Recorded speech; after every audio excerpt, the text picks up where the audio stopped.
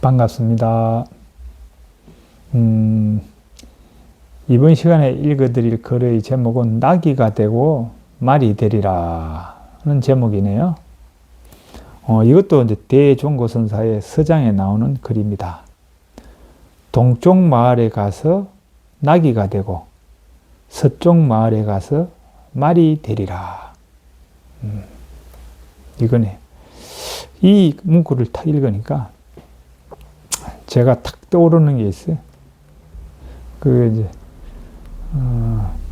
로마에 가면 로마법을 따르는 게 좋다.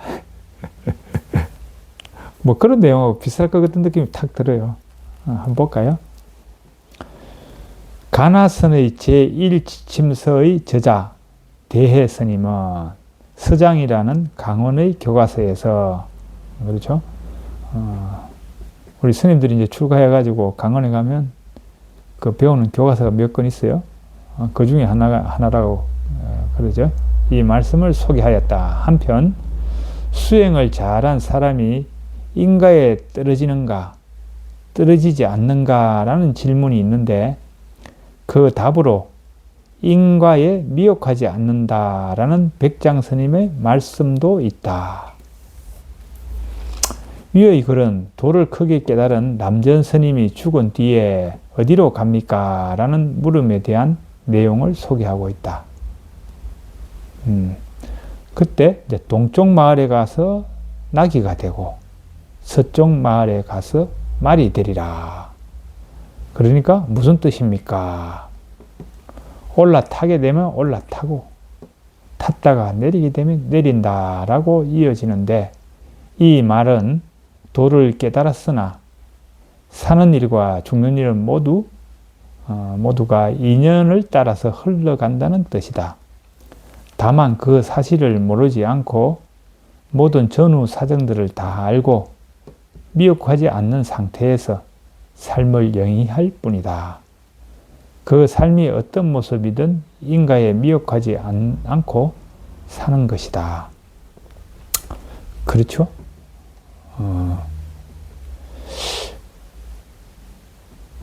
깨달음의 삶이란 자신의 업과 인연을 잘 알고 그것에 순응하여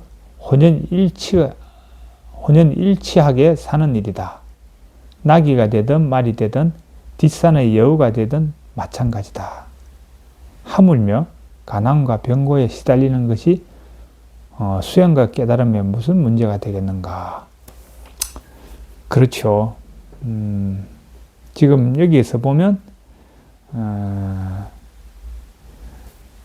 동쪽 마을에 가서 나귀가 되고 서쪽 마을에 가서 말이 되라. 이거는 이제 자기가 이제 나귀가 될 상황에 처하면 나귀가 돼서 나귀 노릇 잘하면 되는 거고, 그죠? 또 상황이 말이 될 그런 상황이 처하게 되면 말 노릇 잘하면 그리고 삶아 된다 이 뜻이죠. 올라탈 그 인연이 되면 올라타서 또 삶아 되는 거고, 또 내릴 인연이 되가 내리면 내린 그 처에서 또 그 노릇 잘하면 삶아 된다 이 뜻이에요. 그렇게 살아가는 사람은 자기 온 상황에 대해서 미혹되지 않죠. 그러니까 그 제자가 남전스님 돌아가셨을 때 돌아가셨을 때 인가를 받는가 받지 않는가 이렇게 질문하잖아요. 그런데 백장스님은 인가에 미혹하지 않다 그랬잖아요. 그러니까 중요한 거는 공부가 익어갈수록 중요한 거는 인가에 미혹되지 않죠. 그 말은 다른 말로 하면 오는 인연에 대해서 그 인연에 끄달리지 않는다 그거죠. 뭐 여기서 보면 가난이 왔다, 병고가 왔다. 이거는 역경계잖아요. 누가 병든 걸 좋아하겠어요? 괴로움인데.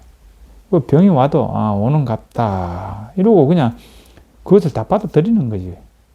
받아들이고 뭐 그것에 이제 안 끄달리는 병에 안 끄달리는 거죠. 그래서 병으로부터 자유롭죠. 뭐 가난도 똑같아요. 이게 어떠한 삶이든 자기한테 주어지는 어떤 그 인생의 어떤 경계가 왔을 때 그게 순경계든 역경계든 거기에 대해서 마음이 일어나서 그게 따라가지 않는다 그죠. 왔는갑다 이렇게 생각하고 거기서 맞춰서 잘 사는 거죠. 그거예요. 공부의 핵심은 결국 삶에 있어서 자기가 온 그 상황이 그냥 그게 왔는갑다 이러고 그냥 거기에 맞춰서 창조적 삶을 살아가는 거죠. 달리는 것이 아니고 그거예요. 불교는 신선도를 닦아서 연년 익수하는 것을 수행의 목표로 삼지 않는다. 그게 신선도 닦는 사람들은 이제 막 해갖고 오래 살라고 막 그래. 그 말이에요. 근데 불교는 오래 살려고 그러지 않는다. 그러죠. 이 육신에 이게 오래 사는 게 의미가 없죠. 언젠가는 형성된 거. 사대로 형성된 이 육신은 언젠가는 흩어지게 돼 있거든요. 그래서 그거는 어떻게 보면은 불교의 공부하는 입장에서는 그게 어떤 인연이 와도 그냥 받아들이는 거예요. 그거는 그냥 무상한 거고 공한 것이기 때문에 거기에 어떤 좋고 나쁨이 없어. 오면 오는 대로 그냥 그대로 받아들이는 거예요. 그게 자유인의 모습이지. 내가 좀 더 살아야지. 이거는 나라고 하는 실체에 대해서 그게 이제 벌써 미혹해진 거야. 왜냐하면 몸과 마음이 이게 나라는 실체가 없는데 뭘 더 살아. 살 게 어디 있어. 살고 죽음이 없는데. 미혹돼 있잖아요. 그래서 도교, 신선도 닦는 사람들은 자기라고 하는 그 상에 갇혀 있어. 더 살려고 하는 게 얼마나 우스워. 불교 입장에서. 그리고 또 유루복, 복을 많이 지어서 물질적으로 풍족하게 사는 것을 목적으로 하는 것도 아니다. 그렇죠? 핵심은 복이 많든 복이 적든 그 상에 맞아 그냥 수용하면서 거기에 대해서도 그냥 달리지 않고 그렇게 살아가는 그 삶이 공부가 잘 돼가는 삶이죠.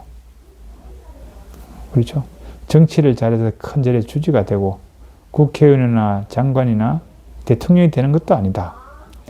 포교를 잘하고 불사를 잘해서 여러 가지 여기저기 절을 수십 개 짓는 것도 아니다. 즉 참되고 바른 이치를 잘 알 뿐이다. 그렇죠? 제일 중요한 거는 이 참된 이치를 모든 것이 실체 없고 인연 따라 모였다 흩어진다라고 하는 이 이치를 잘 아는 거, 이게 제일 중요하죠. 소산 스님은 크게 깨달으신 분이지만 박복하여 당신이 사는 산에는 뗄나무마저 없었다고 한다. 크게 깨달아도 이러한 분이 수없이 많다. 도를 깨닫는 일은 삶의 외적 모습과는 관계가 없는 일이다. 인연이 그렇게 되어 동쪽 마을에 가서 나귀가 되고 서쪽 마을에 가서 말이 되면 나귀 노릇, 말 노릇을 하는 것이다. 이렇게 되어 있죠. 그러니까 우리가 착각하는 게 좀 있어요. 공부를 열심히 해서 이제 도인이 된, 한마디로 마음의 자유를 얻고 이렇게 살아가는데, 그러면은, 이게 복도 많고, 이렇게 눈에 확 띌 것 같이 이렇게 생각하는 분들이 많아요. 근데 사실 안 그런 분도 많아요. 그런 분도 있겠지만, 그러니까 안 그런 분도 있어요. 그래서 이 공부는 표시가 안 나, 사실은. 자기만 하는 거예요, 자기만. 자기가 그 참된 이치를 깨달아서 마음의 자유를 얻고, 그죠? 어떠한 생각에도 걸림 없고, 자기 생각에 그게 끌려가지 않고, 법답게 살면서. 자기는 알지. 근데 그 시절 인연이 가난할 수도 있는 거예요. 이거 보면 뗄감 나무가 없어서 그냥 그렇게 사시는 분도 있는 거예요. 그게 그렇다고 해서 그 사람에게 문제가 되냐? 문제될 게 없어. 그냥 그거 처하니까 그에 맞춰 그냥 살아가는 거예요. 근데 이제 주위에서는 모르는 거지. 그래서 이제 공부는 결국 이제 밖으로 드러나는 건 없어요. 본인이 아는 거야. 본인이 알아서 그 자기가 이제 공부해 가면서 점검하는 거는 지금 요거잖아요. 자기의 처한 거기서 그 동쪽 말에 가서 그죠? 나귀의 어떤 상황이에요. 나귀의 그 노릇을 해야 할 상황이 왔어. 그러면 그 나귀 노릇 잘하고 계시는지. 다른 말로 하면 이제 이 상황에 지금 자기가 가난하고 병들고 박복한 그런 인연이 됐어. 그래서 가난하게 살아야 할 그런 상황이야. 뭐 그러면 또 그런갑다 하고 가난한 사람으로서도 그렇게 살면서 공부를 지어 나가는 거죠. 그리고 또 뭐 돈 많은 사람의 어떤 역할로서 또 왔어. 그러면 그 역할로서 불사도 하고 간 사람도 도와주고 그러면서 또 공부하는 그쪽에 또 이렇게 잘 지어 나가고 그러면 되는 거예요. 그래서 중요한 거는 동쪽 마을에 가서 나귀가 되고 서쪽 마을에 가서 말이 되리라. 이 말씀은 자기가 처한 처처 가는 곳곳마다 거기서 끄달리지 말고 거기에 주인이 돼서 살아가면 된다. 뭐 이게 대한 이야기다. 이렇게 생각하시고 스스로 돌아보시고 내가 처한 곳곳 그 위치에서 주인 되어 살아가고 있는가 한번 점검하는 그런 요 명구로 삼으면 좋으실 것 같다. 이런 생각이 듭니다. 감사합니다.